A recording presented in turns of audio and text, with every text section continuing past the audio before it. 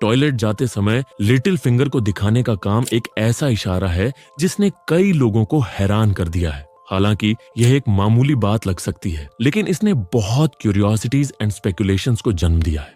Toilet के लिए little finger का इशारा मिडीवल यूरोप में शुरू हुआ था। उस समय लोगों के पास आज के शानदार टॉयलेट तक पहुंच नहीं थी। इसके बजाय वे चैम्बर पॉट्स का इस्तेमाल करते थे, जिन्हें घर में एक स्पेसिफाइड एरिया में रखा जाता था। चैम्बर पॉट्स सिरेमिक से बने होते थे और उन्हें अक्सर ऑर्नेट डिजाइन और पैटर्न से सजाया जाता था। लोगों को गलती से चैम्बर पॉट से पानी पीने से रोकने के लिए बर्तन को पकड़ते समय छोटी उंगली को आगे बढ़ाने का रिवाज बन गया। लिटिल फिंगर को हाथ को संतुलन और स्थिरता प्रदान करने के तरीके के रूप में देखा जाता था। यह इशारा हाथ को मुंह से दूर रखने के लिए एक विजुअल रिमाइंडर्स के रूप में भी काम करता था।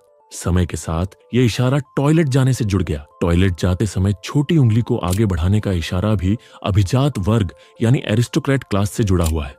मध्ययुगीन यूरोप में एरिस्टोक्रेट क्लास अपनी भव्य जीवन शैली और असाधारण शिष्टाचार के लिए जाना जाता था। वे अपने समय के ट्रेंड सेटर थे और लोग उन्हें रोल मॉडल के रूप में देखते थे। एरिस्टोक्रेट क्लास अपनी उपस्थिति और शिष्टाचार के बारे में सावधान रहते थे। टॉयलेट जाने के दौरान शिष्टाचार एरिस्टोक्रेट कल्चर का एक महत्वपूर्ण हिस्सा था। एरिस्टोक्रेट क्लास का मानना था कि टॉयलेट जाते समय छोटी उंगली बढ़ाना शान और परिष्कार का संकेत था। इसे उचित मुद्रा बनाए रखने और खुद के और दूसरों के प्रति सम्मान दिखाने के तरीके के रूप में देखा जाता था।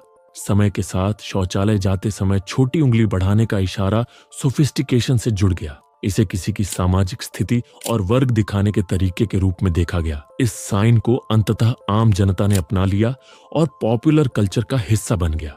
मॉडर्न टाइम में टॉयलेट जाते समय लिटिल फिंगर का इशारा अब आवश्यक नहीं है। हमारे पास क्लीन एंड हाइजीनिक टॉयलेट्स उपलब्ध हैं और चैम्बर पॉट्स का उपयोग अतीत की बात हो गई है। हालांकि यह इशारा अभी भी कुछ संस्कृतियों में symbols of sophistication and elegance across cultures के रूप में बना हुआ है।